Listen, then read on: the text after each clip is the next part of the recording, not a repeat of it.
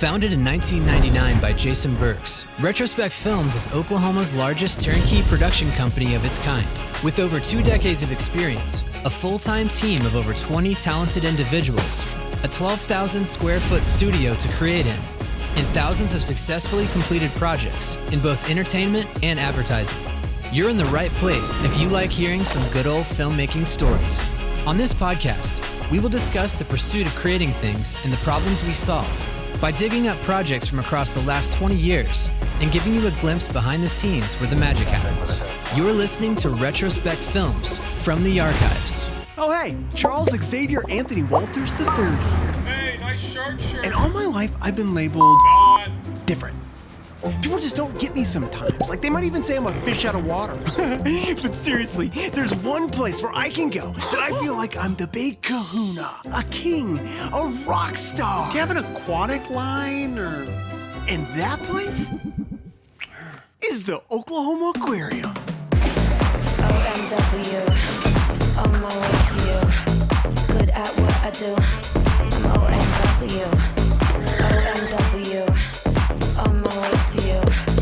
Good at what I do. I'm OMW. So this thing started, we're talking about the Oklahoma Aquarium. So Oklahoma Aquarium, we had a meeting to discuss how could Retrospec Films create some great stuff that was unique and different for the Oklahoma Aquarium that would take both kids and adults on a journey that would then make them want to come and check the place out, get involved at the Oklahoma Aquarium. So through a series of brainstorming, which maybe you can help me, Tayler, because I don't really know if I really know. How did we even come up with this thing? We just had a lot of deliverables. Like you came in and we're like, okay, here's everything they're wanting to do. We should show like 3 or 4 concepts for every single deliverable. And then Devin and I took that information and really just started kind of brainstorming. And one of the big things was that they were wanting to show off the aquarium and all of the different areas of the aquarium in a unique way, and something that could be utilized in different areas. So not just on social media, but also potentially in the aquarium itself. Yeah. And so that's kind of how Charles Xavier Anthony Walters III was born, was out of this. How can we create a fun guide to kind of show off the aquarium to the kids that visit it? Speaking of old, this guy's nickname is Grandpa. The experts believe this guy was born in 1898, which makes him 124 years old. As you can see, he's pretty popular around here.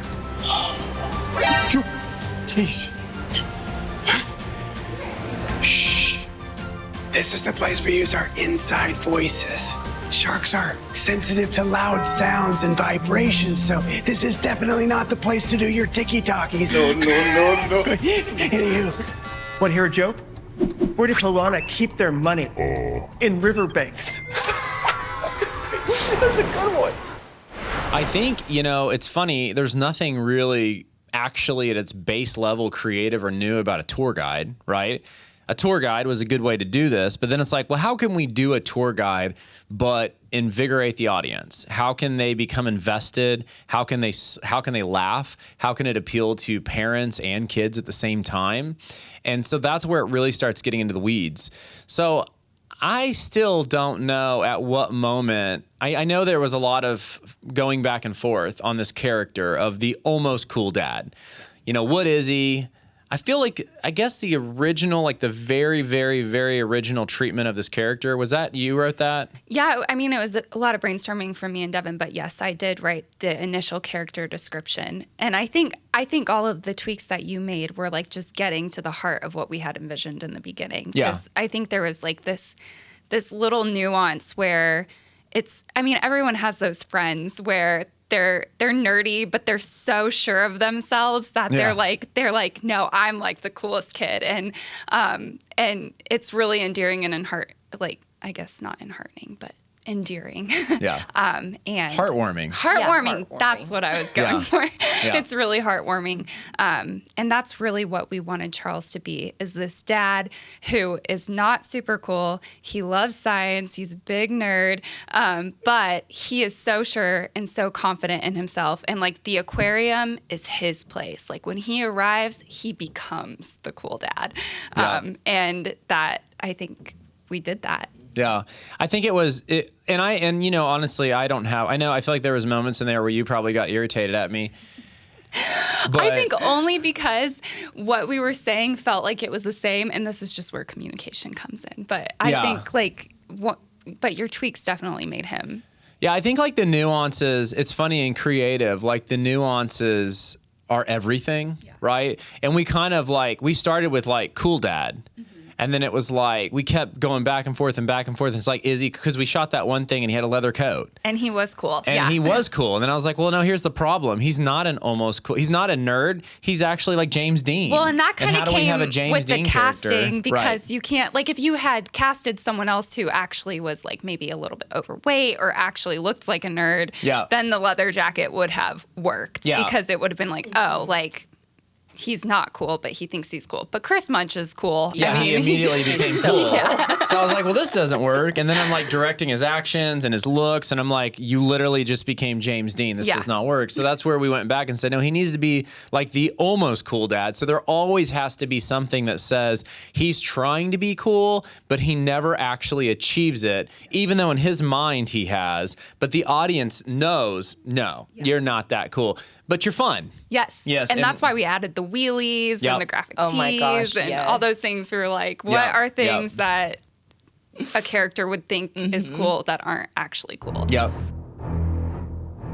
Just before we get started, you know, don't lean on the rails. They're meant to keep the sharks in, not to keep people out. Okay, yeah, there will not be a Charles kebab on the menu. This is a joke. They're the most dangerous sharks in the world because pound for pound, they have the strongest bite strength. We're talking 6,000 newtons, which is like 1,300 pounds of pressure per square inch per bite. Like basically, you don't want to experience that. But seriously, come check out the Oklahoma Aquarium before you go extinct. I'm kidding. I'm kidding. Okay, so moving us forward in the story. So we've created this character, this tour guide that we feel like is going to be really interesting. In this series of videos, our objective is to get him to the aquarium, have him explore the aquarium, go on an adventure, take the audience on an adventure, as he himself is so enamored, completely geeked out by all the amazing things at the aquarium. And his enthusiasm becomes your enthusiasm as the audience. And so obviously casting was critical. I feel like we kind of wrote this, like we talked about Chris Munch. We did early. from the very get-go. So we knew like he was the actor. This would be really, really, really good. Why don't we, before we move forward into the producing or the actual shooting of it, let's talk about the producing of it. So Jessica, I know that like for you, you know, props were a big aspect, and you even helped out in the hair and makeup space as well. Yep. Let's talk a little bit about some of these props and how those impacted who this character became. So some of the props, he even rode in on a little moped scooter, which was hilarious. And the filming part of that, as he just went down the street, like, he had his hair, like, parted down the middle. I mean, he had these graphic tees with, like, I mean, I thought they were cool, but these, like, little turtles, and I don't know, one had piranhas on it. It was actually kind of funny, but Amazon actually had a lot of those items, but he even had wheelies and teaching Chris Munch how to use the wheelies. Call out to Brandon Forbes who taught him. Yeah, he knew how to do it. Brandon was like, I got you. And so he gave him a crash course, but it was so fun to just take like cool Chris Munch and then form him into this character, you know, and his hair did not want to cooperate some days. Like it just wanted to flip back over and be cool. And I was like, no. Has to be nerdy. So I had to blow dry it down and make sure that it stayed. But it was a lot of fun doing all of that. Let's talk a little bit about the scheduling, because obviously we're working with the Oklahoma Aquarium. It has 1,000 people a day running around there. And all that being said, how can we not be obstructive to the customer, but capture what we're capturing and make the place look full, right? Because it is full, but we don't want to make everyone irritated while we're there. Yes. But we love the fact that they're in the background. Yep, yeah. It was really fun to create the schedule and kind of go to different spots of the aquarium that maybe people wouldn't be, and then if people were, we would just kind of let them walk through the spot and kind of just pick and choose when we were going to shoot. We did have a few extras, but not a lot. So there was some people that were actually real customers in the background just walking around.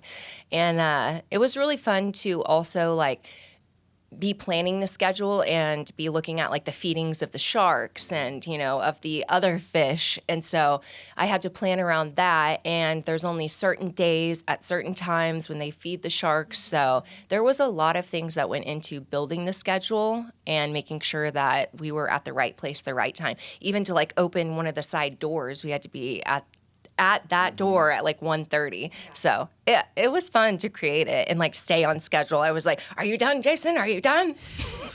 And luckily we worked with Chris Munch, who was an amazing actor, so it helped keep things on time. He nails it. He's such a pro. He is a pro. Well, let's talk a little bit about now the actual scripts, Tayler. So moving past this intro, this character development, all these different things, talk to me about the nuances of writing fun scripts, the pacing, the content, the comedy of how do you spend, because would they end up being like, I mean, we had to slice them up at 3-4 minutes. I think about that. 3-4, yeah. Talk to me a little bit about how do you endeavor into writing about the ocean and marine biology when you know nothing about it? It was an interesting endeavor. Both Devin and I worked on these scripts, and I felt like it kind of felt like the Royal Gorge. Like there's so much information to tell about the animals at the aquarium and about the places in which these marine life live. And so we kind of had to be like, okay, we're going to find at least like 3 big topics about these places and these animals. And then within that, maybe have like 1 or 2 facts about that certain topic. And then we knew that it would always start with the Cool Dad intro and then Charles like introducing or inviting people to come on an adventure with him for that day. And then a closing, obviously, as well. And so it really was just kind of sifting through all the information and researching and diving in. Yeah. You know, a lot of people don't even know, not to take a moment of promoting Retrospec, but a lot of people don't even know that we have that creative development writing side, which it goes to our roots. I mean, even since I started this company 20 years ago at midnight to 2 a.m., that's what I was doing for about 15 years. Talk to me just a little bit about that, because, I mean, you bring up a good point. You know, the Royal Gorge, the aquarium, these are like highly, one, you're digging into geology and history and, praying you get all the facts right and don't have a marine biologist coming after you. Like, that's not right. How much is research, and just talk to me about that process with this specific one. I mean, are you literally researching like sea animals? Like, what are you doing? Yeah, I mean, I think most of the spots revolved around a specific sea animal. So we had the jellyfish, we had the sea turtles, we had the sharks. So we would start by researching fun facts about these and then really diving in to make sure that the resources that we were getting our information from were credible resources. Because there's a lot of information out there that is not necessarily true. And then obviously checking with the aquarium to make sure we had the correct facts as well. But I learned so much about aquatic life through this experience. And I do feel like these scripts are I mean, I think I can speak for Devin too, I hope, that the research-based scripts are some of our favorites because you really do get to dive in and learn about something that you wouldn't have gotten to learn about. But we spend, I would say, a full day really digging into the research side of the script. And again, we had specific animals, but then even like we did one over the Amazon. So diving into what is the Amazon, what makes it so unique, and then how do we tie in these animals that are at the aquarium to this landscape itself. So it was a lot of fun. And then just to touch on one more aspect of that, you do all that research, you get all those facts. Yes. Then you got to make it fun. Yeah. And interpret it into this story with Charles. Yeah. I mean, so then what do? You just trying to like bounce stuff off the walls? Well, I think that's where knowing your character comes in, like really knowing who Charles is and how he would portray the information. And so we came up with little quirky things that he would do, like tell dad jokes. And so we would try and take a fact that we found and turn it into something really cheesy that Charles would say, turn it into a joke. And so we had all these little nuances of Charles and his behaviors that kind of helped bring alive the information in a fun way. Yeah, that's great. Well, just to take us into production, so we get on set, we shoot all this funny stuff. We get all these weird props on him. We get his hairdo looking right. We understand like what voice he speaks in, got the schedule dialed in. And then we just start shooting. And I will say, like, for me, I was shooting and directing these, and we shot most of it on a gimbal, which was nice. I kind of preferred that method. It allowed us to be dynamic and move around. We had both microphones coming into my ears, which is great because I could sort of in real time know if the performance was there. Most of this was like little scenes. It was like 60 seconds here, 60 seconds here, 60 seconds there, which gave it a really nice pacing. And, we had different people that work at the aquarium in different scenes. That was the other thing. We did try to include behind the scenes in every single one of them. So we were talking to an actual expert on the topic. Yeah, and Dr. Money was in one, which she is so intelligent about. If you want to get excited about marine biology, go talk to Dr. Ann Money. Baby jellyfish. Oh my gosh. I was like, I want to work here. Like, I want to go into the sciences. Like, you make this sound so fun, which is awesome because it can be kind of boring. So when you're interacting with people that you can tell are really passionate about what they're doing, which she is definitely one of those people. Yeah. So we got everything shot. I think we shot, how many videos did we make? Was it 4? 6 videos across 4 days, I think. Mm-hmm. Yeah. Which I thought was quite an achievement. We take them to post-production, and then it was a whole nother endeavor, right? Because Devin was taking on all these little creatures that she was creating. Which was awesome because she's always wanted to do motion graphics, and this was like her first big dive into that realm, and she killed it. And then Chris, who was the editor on it. Yeah. Yeah. So I felt like that was a super fun project. I'm trying to think if I'm missing any elements. I mean, taking away from it, I think that, I don't know. Like, it'd be a hard gauge for me last year what my favorite projects were, but I feel like this one ranks pretty high for me. Oh, for sure. Yep. I mean, it was one of the more difficult things to achieve, and we pulled it off. Yeah. And, honestly, I hope we get to do more. I do too. Well, I feel like it's kind of like the Royal Gorge. Like, it was like kid content that parents or adults could find interesting too. Right. And I feel like that's such an interesting realm because you don't want to go too cheesy. Otherwise, parents aren't going to like it. So you want to stay within this like fun, creative space that is intelligent. And so it really is a fun way to think or a challenging thing to really do well. Yeah, I think it's a good point there because there's a lot of odd little nuanced audiences that we do work for. And that was the exact same. Like Royal Gorge was that same thing. Like, how do we show something that is interesting to parents and interesting to kids that are 6?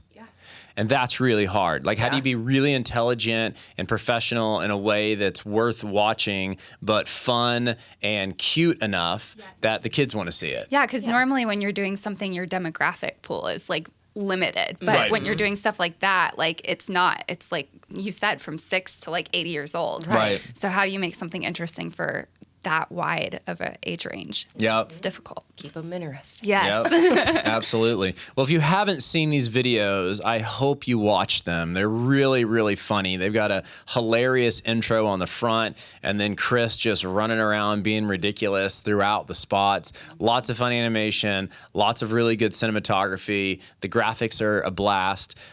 So we really, really enjoyed partnering with the Oklahoma Aquarium on these. And thank you for joining us on today's podcast, Retrospec from the Archives. If you're interested in watching more, check them out on our website, retrospecfilms.com, or they're on Apple Podcasts. They're also on Spotify.